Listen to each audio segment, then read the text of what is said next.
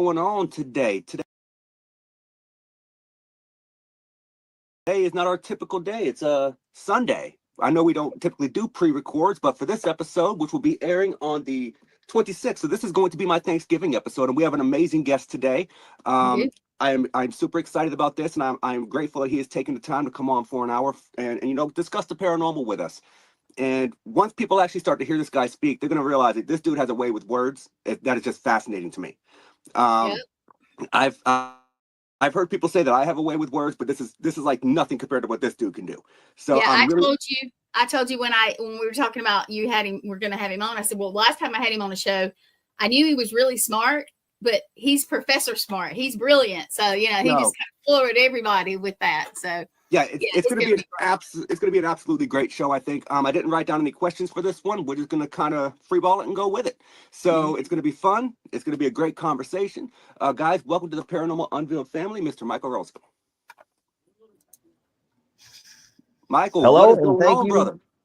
Thank you very much for having me on today. I appreciate that warm and kind-hearted introduction. I'm excited to have this conversation with the both of you. Of course, I've spoken to Gwen on previous shows, but yes, Nathan, we've never actually had a chance to sit down and talk outside of just seeing each other at the Paracon. So thank you once again. No, I am more than happy to have you on. Thank you for coming on. So I want to start off the conversation by asking you. I assume that it's an assumption that you didn't always have an interest in the paranormal. Is there something that happened that got you into wanting to research and look into the paranormal? Honestly, my introduction into this subject at large occurred back in like the late 80s, early 90s, when, some of this information wasn't so easily accessible and you had to go to a library or have a friend who had a book. And generally, that's what I started doing, collecting books on certain hauntings. A lot of these were very much based in an antiquated senses. So they were famous cases like the White Lady in the Castle over in England, just things that people have been looking at for years upon years. And I grew this fascination once I really started listening more to Carl Sagan, eventually introduced to Art Bell, not in a very purposeful sense. It's something I stumbled upon. And from that point, I was absolutely hooked. But I always had this sense of intuition that I couldn't necessarily place until I was around maybe 11 or 12 years old, when this channeling started to come a little bit clearer to me. And within this expression, I told my folks, and my parents weren't incredibly spiritual individuals. They were more on the religious side, but were very open to psychic readings. My mother talked to one of her constituents and said that this woman wanted to read me at 12 years old and felt that it was very important that we had this event. So long story short, I did go for this reading. She told me some very general things about myself and perhaps my past, going into, old soul sort of verbiage and what have you. But she looked at me and said, well, you're a natural healer.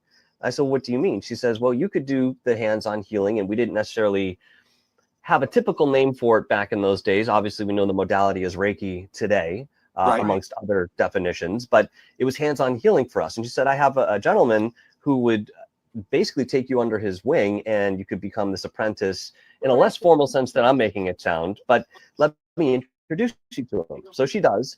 And I joined at 13, a healing group down in Willimantic, Connecticut, which we met every week. I think it was on Tuesday nights. I dragged my father to this half the time, but again, he was open to it. And that's when I started really becoming entwined with the world of energy and what we would consider the paranormal going forward.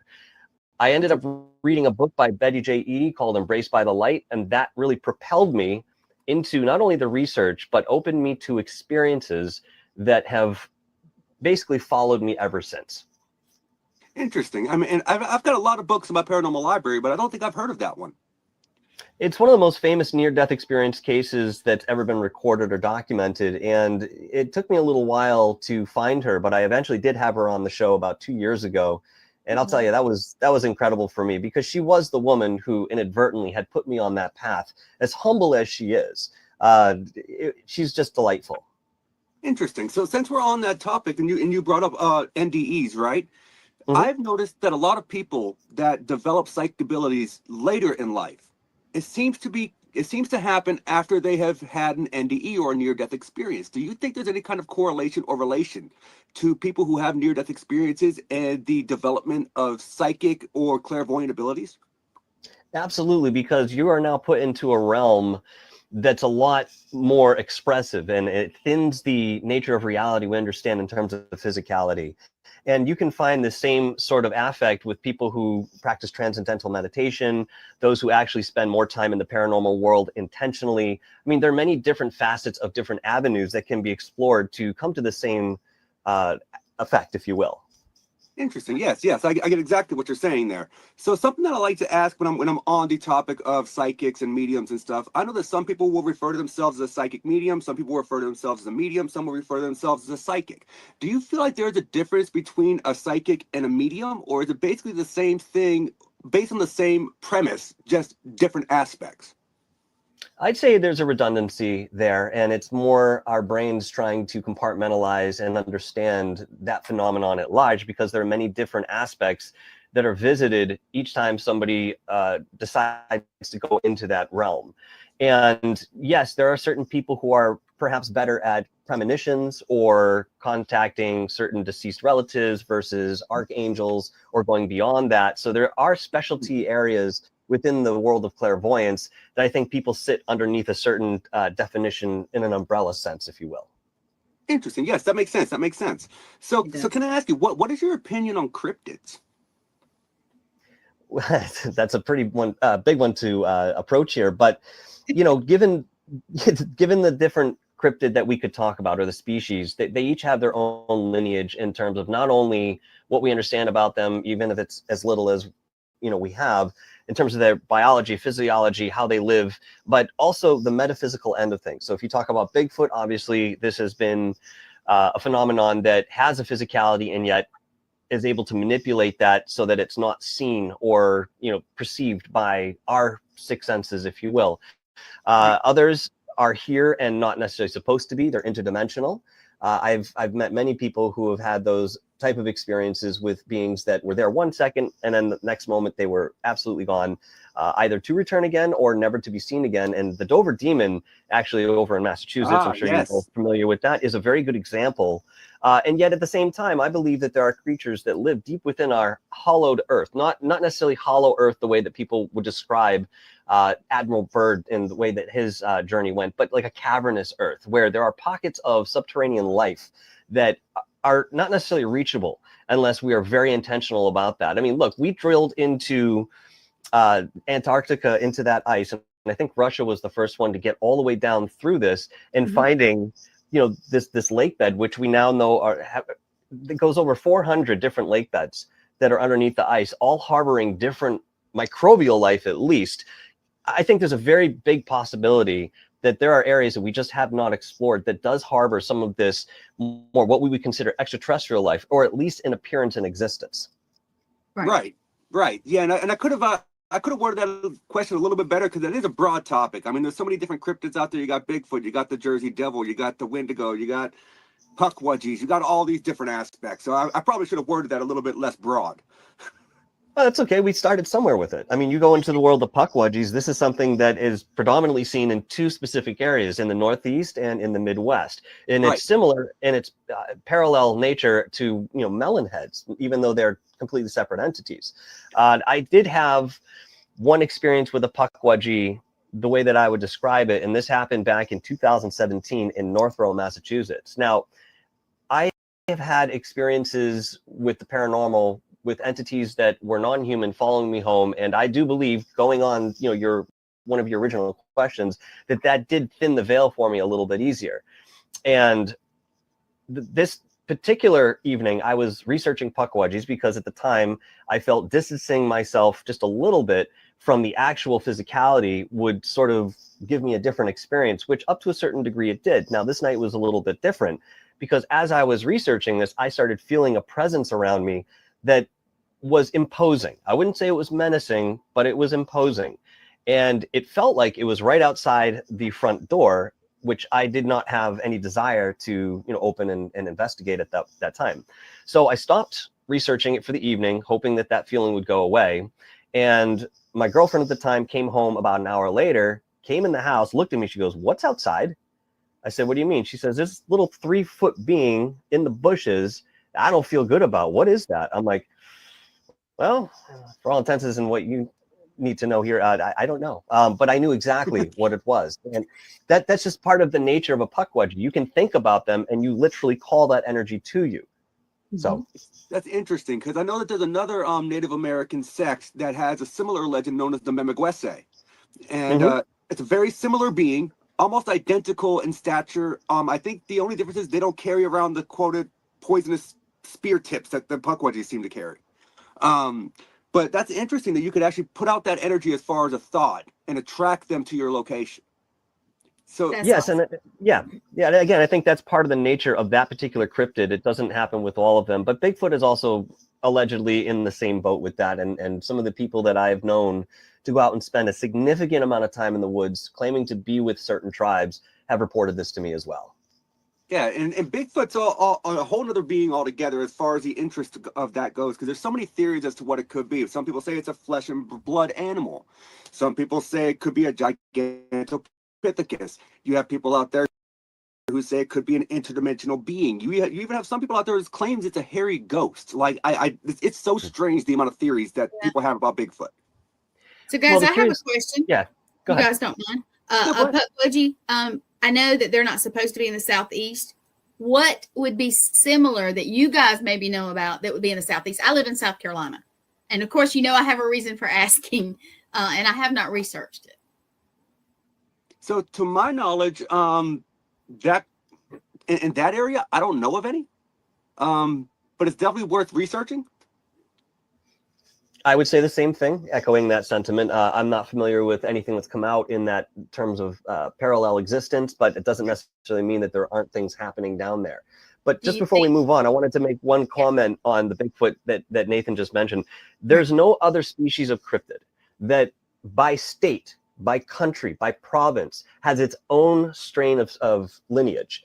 Where you have a skunk ape down in Florida, you have different looking Bigfoot up here in Connecticut. We have the bare-faced Bigfoot. So to me, there's more credence in that overall evidence because we are classifying these different sightings as the same species but different lineages. So I just wanted to put that out there.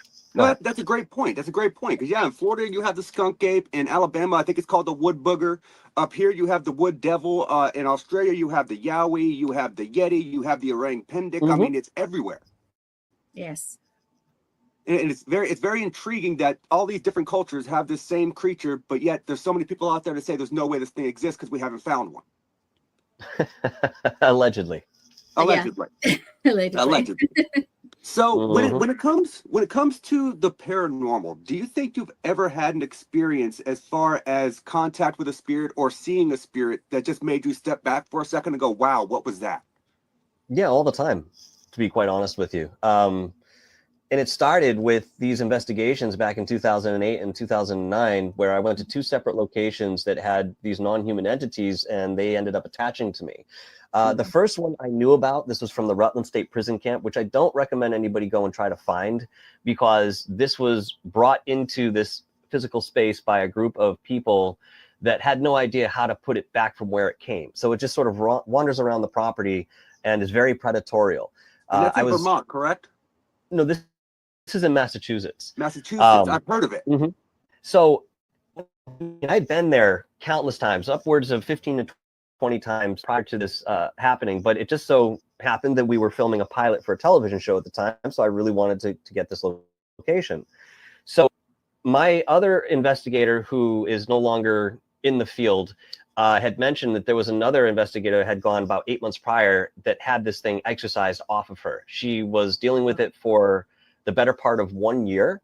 I only got it for 3 months, thank God. But I mean, I've talked to her as well since then, and we have a lot of corroborating characteristics that we know of this specific entity. So we know it was the same one. And of course, being smart, I didn't go over to the area I was told not to go. Unfortunately, it came to us. And I could see it in physical form. I could see it even more prominently in my mind's eye. It came with what I would describe as legions of smaller energies that seem to be uniform in some sort of discipline. And this phenomenon surrounded myself and my team before this other entity walked into the dwelling that we were in, which was the root cellar. And the entity itself was probably about 7 to 8 feet tall, hulking, big, dark red eyes and he had an anger, a fury that I've never come into contact with before. There was no casual communication. It was always screaming at the very top of the lung. And that was my introduction to that entity. The second one, I went to a graveyard in Douglas, Massachusetts, and this was with a group of people. And, you know, I never really wanted to travel with that many people, too many energies getting involved. And at the time, I didn't even realize that one girl had had her own exorcism experiences years ago. This lent, I think, to whatever we encountered there. But what I've come to realize is that particular one was what we know as a watcher spirit. So that watcher spirit doesn't necessarily have anything to do with the site itself, but it's been assigned to protect it. And for whatever reason, it came after me. Now, the curious thing about this is that back in 2022, I believe it was, I had the feeling to revisit this graveyard. Now, I can't go back to Rutland because the other investigator I mentioned did do that, and she got that thing again for another year. Oh. So I've just decided never to go back to that location, unfortunately. That's fair. Yeah. But this other one, I had a feeling that I could perhaps create an ally with the way I would move forward with this. So I dove into meditation and I astral projected to visit that site. And I saw a myriad of different energies there who all kind of looked at me and going, what are you doing here? And I stated my purpose. I said, I'd like to come back. I'd like to make amends. I did not mean anything disrespectful. I'm coming by myself and the original person who brought me to this location. And I'd like to, smooth this out. So I was given 3 things from Spirit to do in order to make this happen. The first was to make a small donation to the town regarding the keeping of this graveyard, which was no easy feat because it took me a while to find somebody in town hall who knew what this graveyard was. Bring flowers, leave them at the entrance. Okay, was the second. And the third was tell no one how to get to this location. We don't want to be disturbed. So I followed that protocol. And sure enough, I did revisit this graveyard.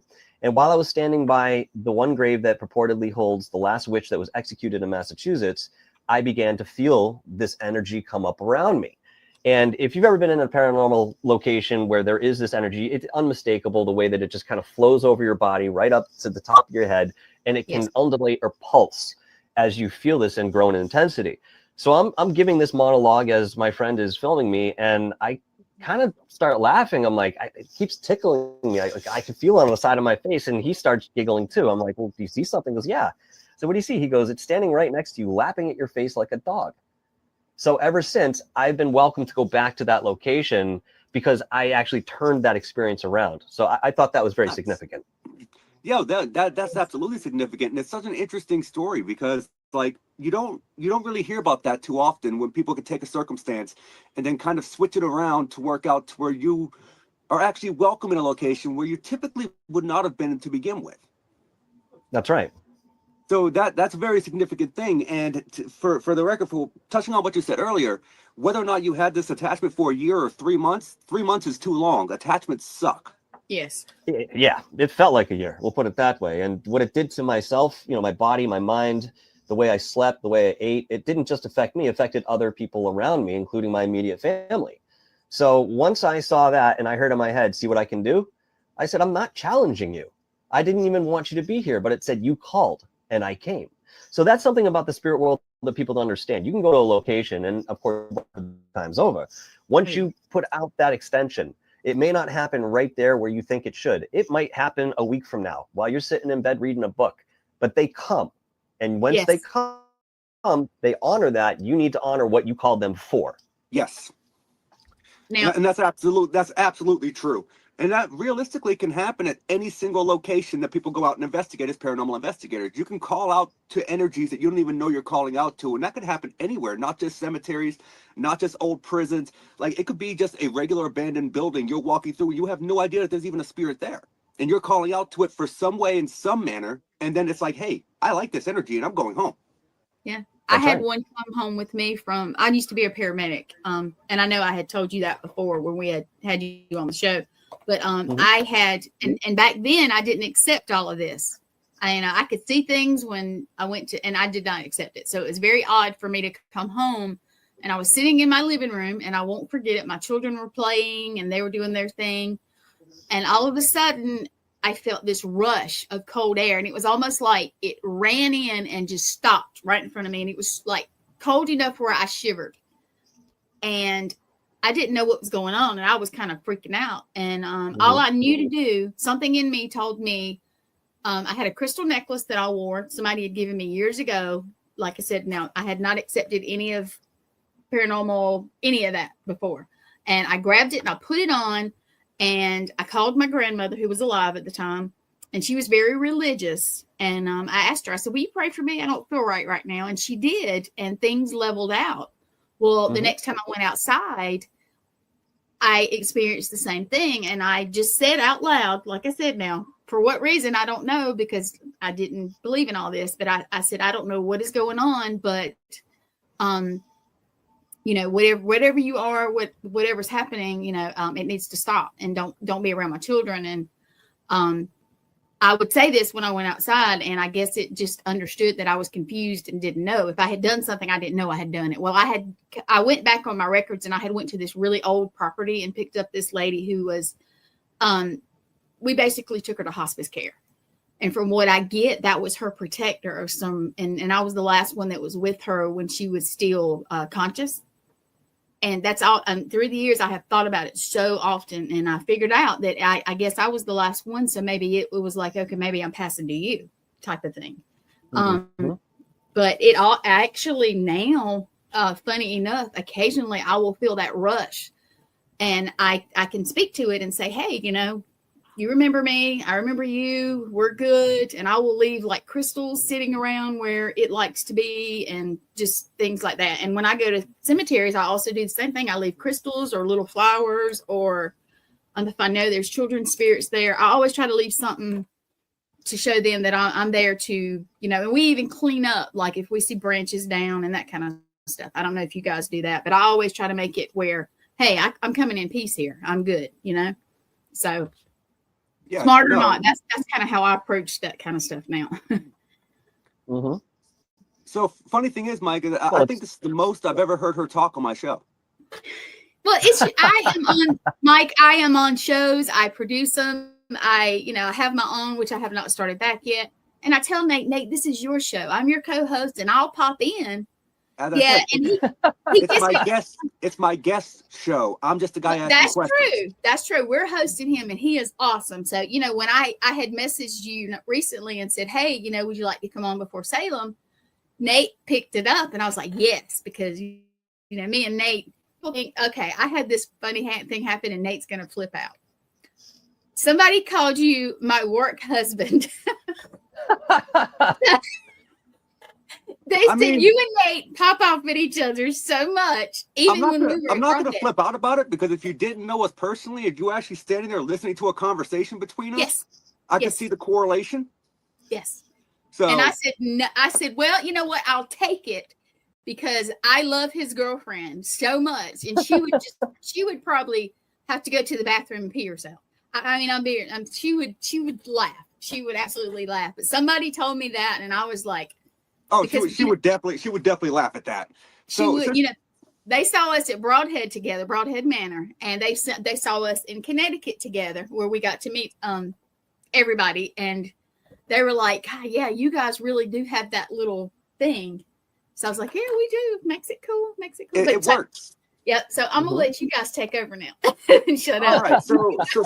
So since we were on the topic of things following people home, Mike, right? Let me ask you. I'm going to go into the typical question that a lot of people have mixed answers about. Ouija boards. Do you think that they attract things, or do you think that they are inherently evil, or do you believe that it's the mainstream media pushing the inherently evil aspect onto us based off of movies and stories that they tell? Honestly, I think it's a little bit of all of that. Yes, the Ouija board has been demonized in mainstream broadcasts and movies and so forth, but I do believe that your intention is what brings about your experience in many cases. The clearer you are with your intention, the more defined an experience you may have. And that also includes in what you attract. So one thing I got into many years ago and talking to different clairvoyants was that you could use something that resembled a Ouija board, at least the mechanical device or the mechanics that are behind it. But what you needed to do was make your own. So your energy goes into it the same way that your energy goes into your food. Okay. Yes. Because that's what you're going to absorb. Now, I've never used, a Milton Bradley brand Ouija board because even as a youngster, something didn't feel right about that. It's more unhinged to use something like this that's been created and manufactured in a much more global sense of usage rather than something specific for somebody or a particular location. And when I've made my own, I've had those experiences of the planchette, which I would use an upturned glass to, slide along, and I would get, some answers here and there. Nothing was completely clear, but what was clear to me was that this was an avenue of channel, but it was outside of ourselves. So anytime you're using a peripheral device to communicate, that's an extension of yourself, but it's not identified as you. And the intention that you put into that really does shape the experience again that you have. So while I would never recommend that anybody use a Ouija board that way, there are so many other avenues to take in terms of connecting with spirit that are available to us today. It's now archaic to me to look at something like that and say, this is the method that we should use. It's dangerous. You don't know what you're getting. You don't know who you're getting. You don't know what energy's already on it from somebody else either. That's the big deal with me. I don't. That's another thing. I mean, I have a good friend who you both probably know, or at least one of you, Rich Giordano of Goof On, who I've heard of him. Yes. Yeah, who's opened up Ouija sessions upwards of 500 different times and never closed any of them. Well, at some point, his throat started getting really sore. This is about 6 years ago. And it was to the point where he ended up having to go to the hospital. And when they did the initial checkup, they said, this is a weird question to ask you, but are you a sword swallower? He goes, no, what do you mean? He goes, because the inside of your larynx and your trachea, it's all bruised, like black and blue bruised, like something has been grabbing your throat or you've been swallowing swords, jamming something in there. And he said, no. And since that time, he's fallen incredibly ill. And I mean, for now, again, looking at where he's just coming out of it now, about 5-6 years of being violently ill on a regular basis. And even the times that I would speak to him, personally on the phone, there were activities happening in his house in real time. And I kept saying, go back and close these. But there were 500 sessions. So people have these experiences, and I'm not saying definitively that that's what caused this for him, but on the tip of our tongues, this has been, a reason that he's undergone what he's undergone, honestly. Yeah, and I feel like for me, not closing your session if you decide to use a Ouija board is one of the most dangerous things you can do as far as spirit communication using one of those devices. Yep. That's right. Absolutely. And people need to understand that. If you're going to open a door, you have to shut it. Otherwise, you leave the door open to your house. Okay, you go to bed at night. Well, the next thing you know, you wake up in the morning, there are raccoons and all kinds of wildlife in your house. True. I would welcome a raccoon. Yeah, it's different, right? I would welcome a raccoon. I do love me a good trash panda. Oh no. Yeah, they're cute, but they're make a mess. Oh, I know. But so going off of the theory, speaking of the Ouija boards being, a divination style tool, and they are kind of archaic, like you said. So would it not, in my opinion, this is how I look at it, any tool that we use in the paranormal is technically in a format of divination tool. So realistically, anytime you use any kind of equipment, whether it be dowsing rods, whether it be an EVP recorder, voice recorder, anything that you're using, you should always, at the end of your investigative session, when you go to leave a location, ensure to close that spiritual doorway. Make sure they not follow you home. I feel like it's a huge format of protection that gets really overlooked. I do it every time. Yep. I do it every time. You have to, because otherwise that's when you run into problems, and it's easier to truncate something like that initially than it is to deal with it after the fact. Yeah. Right. I mean, even with my entities, especially the first one, I talked to that investigator who had warned me about this. I said, look, I think I caught this thing. And he kind of laughed. I'm like, what are you laughing about? This sucks. He goes, no, well, now we have a whole process to go through. I said, well, where's that start? He goes, what's your home look like? Like, what do you mean? He goes, is it tidy? Is it clean? Is it messy? I'm like, well, it's a little bit of all of that. I've got, a girlfriend with a small child here, so we're kind of living by the seat of our pants in that sense. He says, well, you would have to clean your house top to bottom before we even came in there and started looking at a cleansing that we would, then get into. And it just wasn't a feasible thing for me. So I was really on my own with this. And it was up to me to face and take responsibility for what I had done. Even though it wasn't my intention to connect with this one, I still had to reap the repercussions for those actions. Right. So I don't know if y'all heard that, but right as you started speaking, there was a noise that came from this side of my room. It's Ethan. Oh no. I'm pretty sure it was Ian because it came from the closet. Ian, not Ethan. Oops, sorry, Ian. Yeah, he's wanting he's wanting to talk to Michael. Oh well, he'll get his chance. He's coming to Salem. Yeah, well, I was gonna say he just have to wait a little bit. Yeah, so I don't know if you know that, Michael, or not, because I don't really market him. I have a haunted clown doll in my closet. Interesting. No, I did not know that. And he won't give him to me, so. Nope, I don't market I don't market it out there because I don't want to be known as the guy that has a haunted object. You know what I'm saying? That's not what I want to be known for. But he got such a stir at the main Paranormal and Horror convention that Mr. Danny Perez convinced me to bring him to Salem with me. Mm-hmm. Okay. I mean, Danny knows what he's talking about. And if anybody is out there that I trust in this field, it's definitely Danny Perez and his wife. Oh, yes, for sure. And what we've realized over the past several months is Ian plays off of people's addictive personalities. If you do not give him attention and you have some kind of an addictiveness, it really ramps up. Like I've realized that, I drink from time to time. If I go a week without giving him attention, then I will start drinking heavier and heavier and heavier. But as soon as I go and give him attention, it slowly calms itself back down. Interesting. When's the last time you talked to him? A few days ago. Okay. But yeah, it's an interesting aspect because I've never seen or heard of an object that does that. I've had experiences where, I would enjoy some libations and, maybe there was a period of time I was doing this, every other night or something like that, either with friends or, whatever I'm doing. And there was an entity around me, or at least within my house, that seemed to enjoy when I would get into libations. And I wasn't bothered, but it was when I stopped or took a night off or said, I don't feel like doing this, that's when that thing would come around. And I imagine that there was some sort of feeding off of my vibration for that entity, perhaps even living vicariously without the body, but maybe having an incarnation where alcohol was a part of that one's existence and now is missing it. We've heard many reports of different spirits reaching for empty glasses in vain, trying to take a drink. You see them in bars, especially. And a lot of these are just sort of earthbound spirits that don't really know that they're dead or don't really have the sentience to kind of put together what has happened, and they're going through the motions. But yeah, I've experienced just the opposite of that, but that's very curious, Nathan. Yeah, so when we were at Maine, we realized that he got a lot of attention. I'm talking about, I saw multiple pictures of people who stopped with him, and I didn't even know they had stopped because I was wandering around. I can't sit still. So, but when I was at the table, because I had him set up in front of the Radicals' hearse while they had it in the building. And so when I was over there, what I realized was people were walking by, kind of looking at the object, and then they turn around and come back to it. Like they would, what they would tell me was they felt like they were being called to come back and give him attention.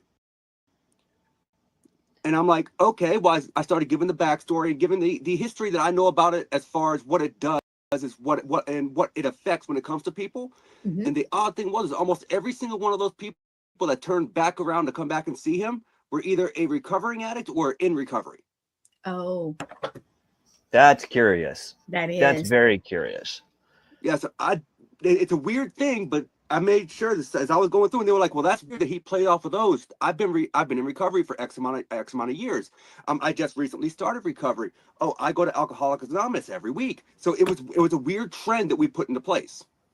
Well, this may be a more of an expression of the character of that particular entity. As we're kind of spitballing here, we don't know much about his life, I would imagine, but we can infer certain things, at least in terms of what that one's desires may have been in physical form.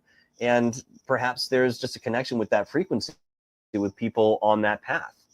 Perhaps. I know we're doing an experiment. When I bring him to Salem, he is not coming home with me. So he is going home with the Radicals for a year. Okay. All right. I'd love to see what becomes of that. Yeah, so me too. we're running an experiment, and the plan is, if everything goes as we think it's going to, because I've been logging what happens with Ian for like the last year or so. Danny's going to do the same thing while he has him. Him and Lauren are going to keep a little notebook and log it, and then we're going to get together after this time frame and compare notes. That's fantastic. That's so fantastic. And then Ian's going to come back home to me. I don't want to get rid of him. John Zaffis wants him very badly. John Zaffis said that if I allowed him to have him, that he would let me film a live podcast from inside of his museum. It's a good deal, but a hefty price. Yeah, I don't think I want to do it, but I don't think I can. I don't think I want to give him up yet. No, I don't think it's time. So I have a funny story that Michael might not remember. When we were in Connecticut, we had our haunted doll with us. Her name is Of course, I remember this. Yes. So we're sitting there, and he's like, not straight across from us, but more like at a left. I'm looking at the front of the, I'm looking at the other tables, and he's kind of a little bit to the left. But we were sitting there, and Thomas Gormley walked up, and he said something, and have you got to talk to everybody? And I said, man, it's so hot in here. I've been running around trying to speak to people, but it's kind of exhausting. And we were talking, and we said something about this one right here, and I swear to you, he could not have heard us. And he stands up and he walks over there. And I looked at Thomas. Thomas looked at me, and I was like, dang, did we talk too loud? And he hear us and think we were talking about? And he said to me, no, your doll winked at me like 3 times. And I was like, that's my girl. That is my girl. That's awesome. Trying to get people to come over.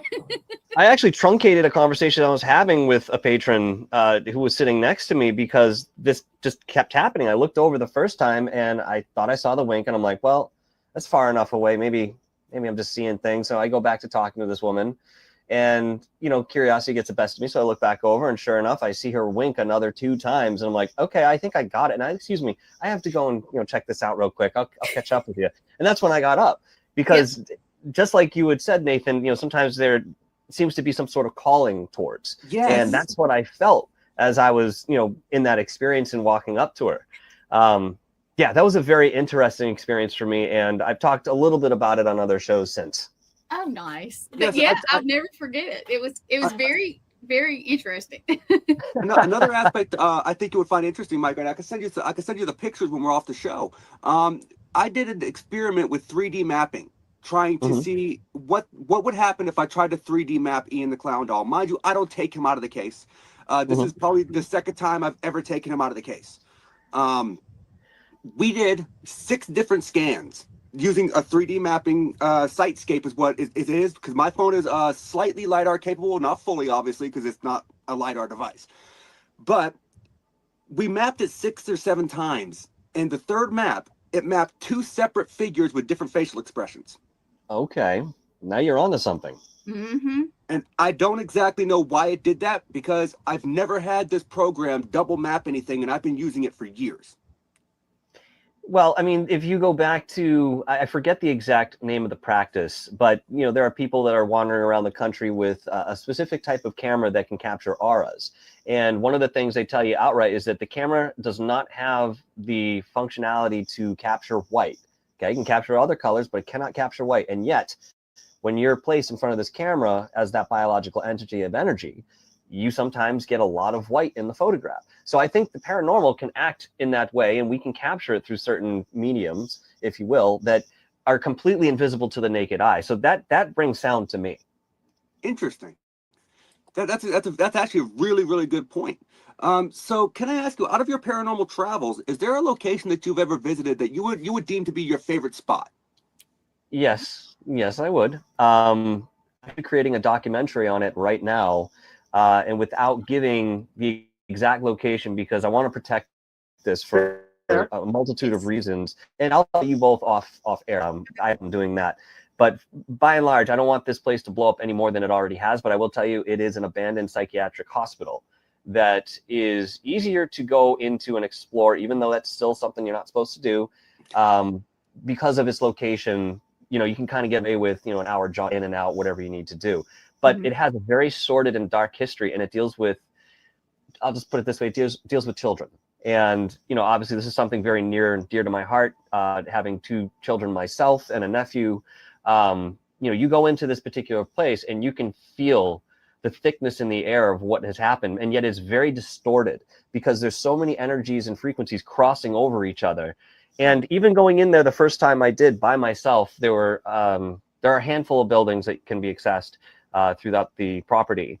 I was getting all sorts of different indications that there were presences there, including feeling like I was being watched, followed.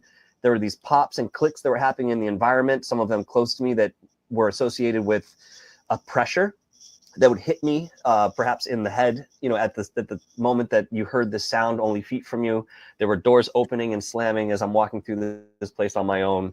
And subsequent visits have produced the exact same thing, even bringing one other person along to experience this with me. But yes, that is probably my favorite place, and it's sort of a dream come true for me because, again, even though you're not necessarily supposed to be going into these constructs, Right. if you're safe and you take the proper precautions, you can get in and out without any real problems.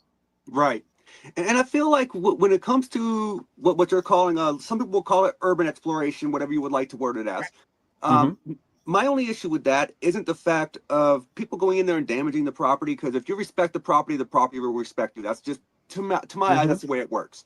But my thing is when you let it roll, not just the paranormal you worry about. You have to worry about, are people squatting there? You have to worry about, are people just hanging out?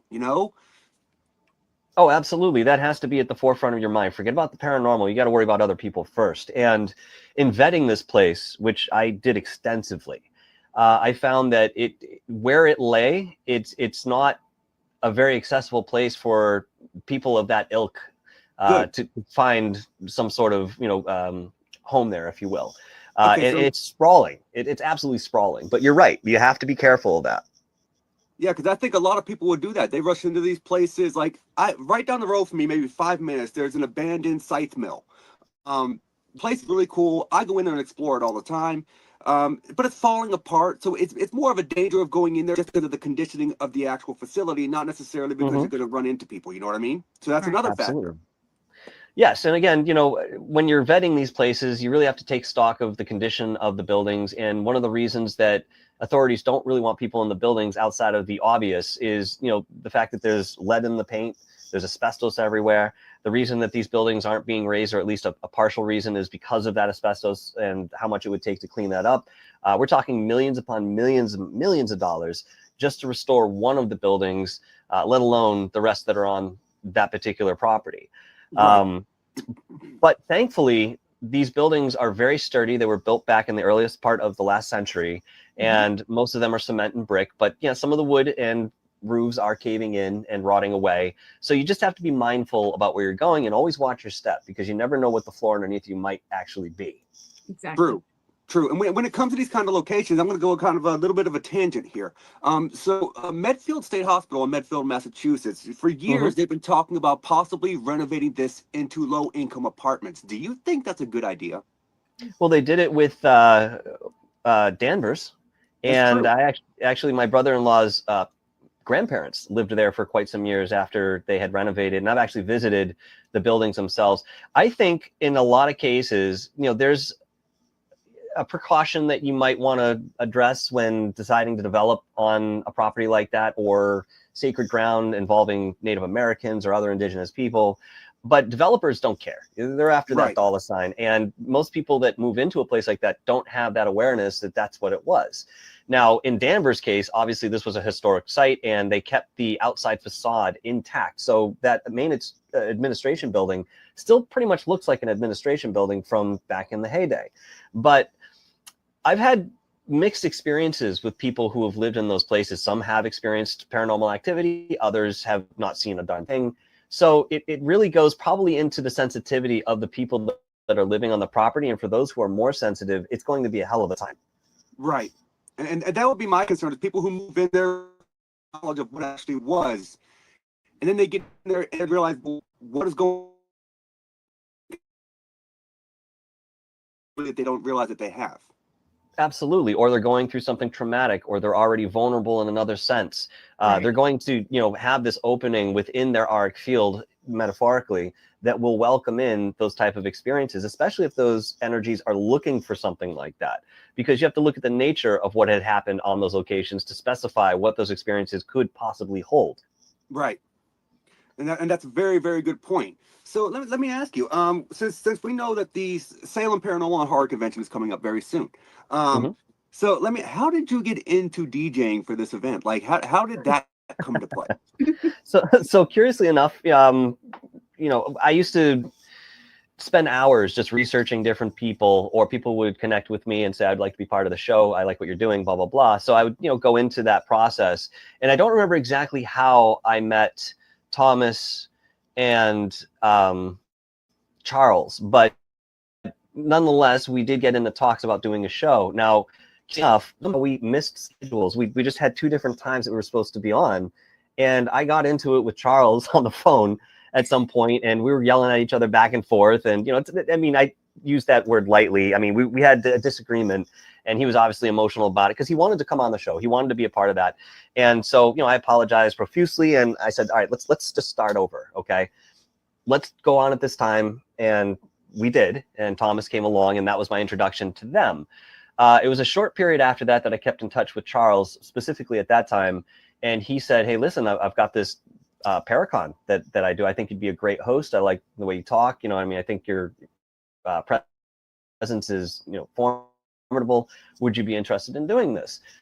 Sure, and he goes, the trade-off would be exposure. And he talked, all right, that's enough for me. I don't mind. I can do this. So I think I've been involved for the last 3 years, pretty much doing every one of these Paracons. And maybe there was a day that I wasn't able to be there because I had my kids, but I was always there for at least the main event and the main speakers of those conventions there. So that's pretty much how I got involved with that.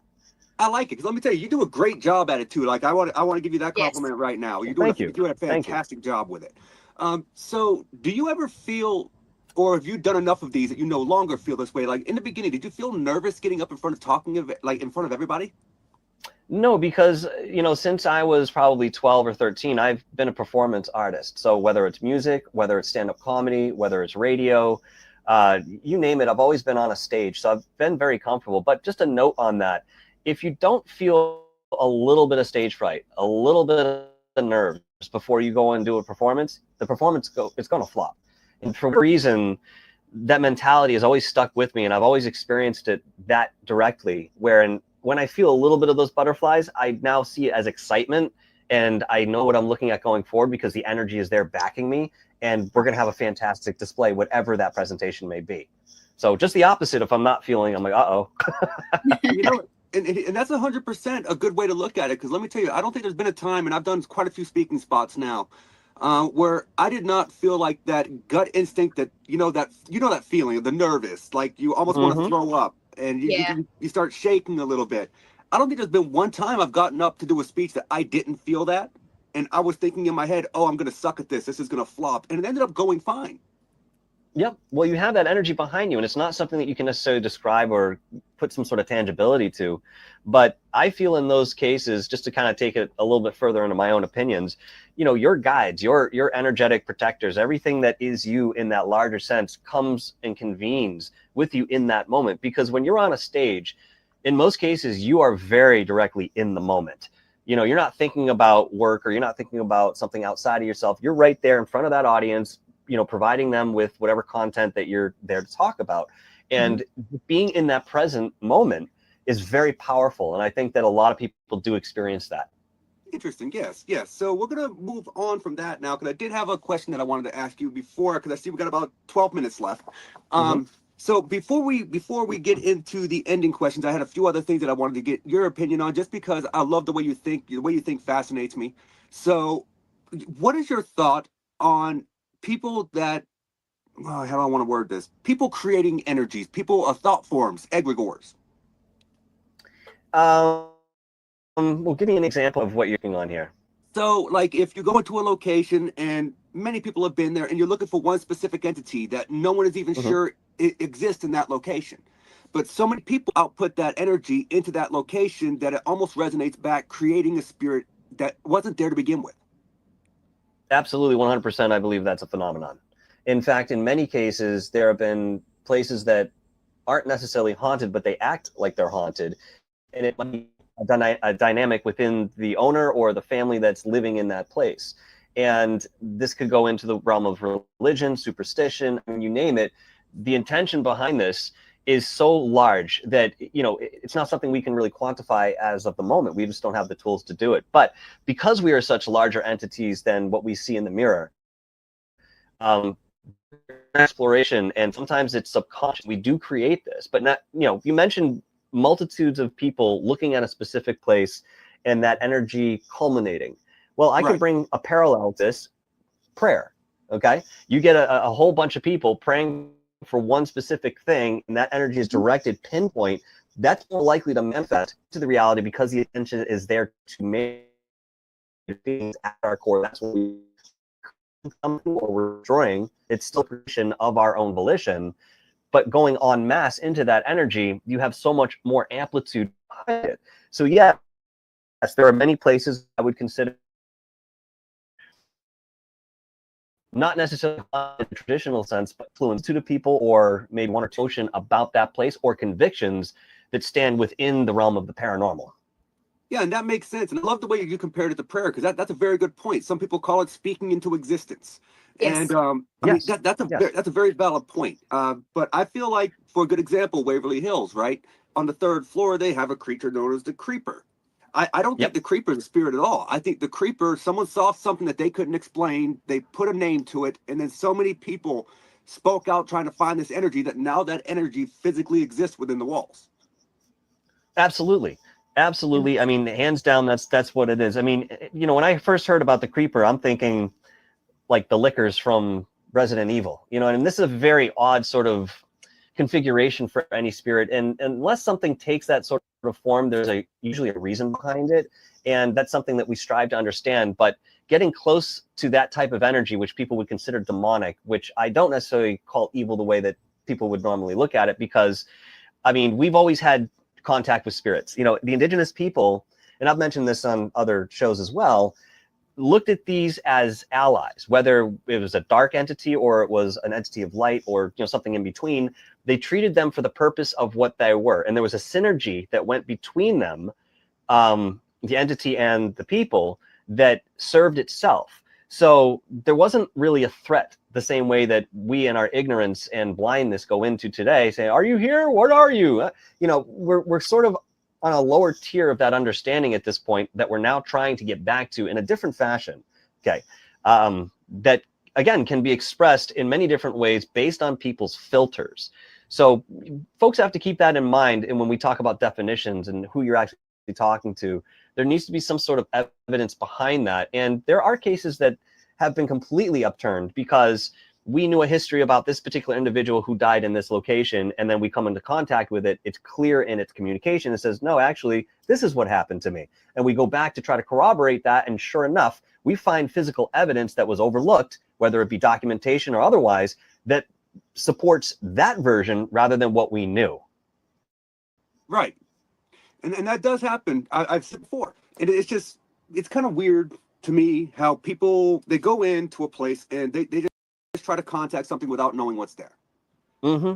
I understand the ambition. I have nothing against it, but that, to me, that's how you open yourself up to things that you may not want. Well, that's how you fuck around and find out. You know, and a a lot of us have taken that path. But even for myself, early on, I wanted to feel what it was like to be in the presence of something evil. There was a thirst inside me that was searching for this. And I don't really know why. Maybe it was something I was trying to settle within myself, but I needed to be in the presence of something so austere, so impactful, so omnipresent in that sense, that I could look at myself and say, I am fully convinced that what I'm experiencing is real. And believe me, I found it.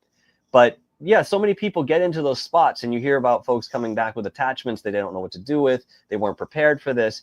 You have to exert a little bit of intelligence going into these places, and God damn it, do your research on the location first. Yes. The only, Mike, so I am a huge researcher. I'm going to show you this. This is my research folder at Medfield State Hospital. Mm-hmm. Wow.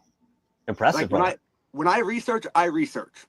He does. And I even I love have that. I even have a separate folder that has all the names of the people that are buried in the cemetery on site. That's awesome, man. So, like, He's the researcher. I'm telling you. I have every property record from, I think, 1909 up until 1956. You remind me of Brian Minnick from Montauk is Strange. He's very much in the same vein of just gathering everything he can, physical and non. Right. So when it comes to opening yourself up for attachments, right? I feel like you can concur with me on this, or you might not. We'll see. So I feel so many people that get attachments and they come home and they might have something negative attached to them. They're too quick to label it a demon without thinking about the plausibility that, hey, if someone was a nasty person in life, they're going to leave behind a nasty residue. Just because you bring something home with you that can bite you or scratch you does not necessarily mean you brought home a demon. Am I correct on that? I think so, because, I can trap a wild animal, bring it into my house, and it might act the same way, but I'm physically seeing it, and that's the difference. Mm-hmm. It may be feral. Some of these energies are better left alone, but some of them are more curious. I mean, I lived in a house that had a very nasty entity in it, and yes, you could call it poltergeist activity, and it did everything from cause sleep apnea to bothering my child at the time, in a very audible way. And yet I felt at the end of all that this was a human spirit that was just so disheveled and locked in some sort of negative cycle, that this is expressing itself from that side of reality. And yet anybody else might come in there and say, oh yeah, that's a demon, that's demonic.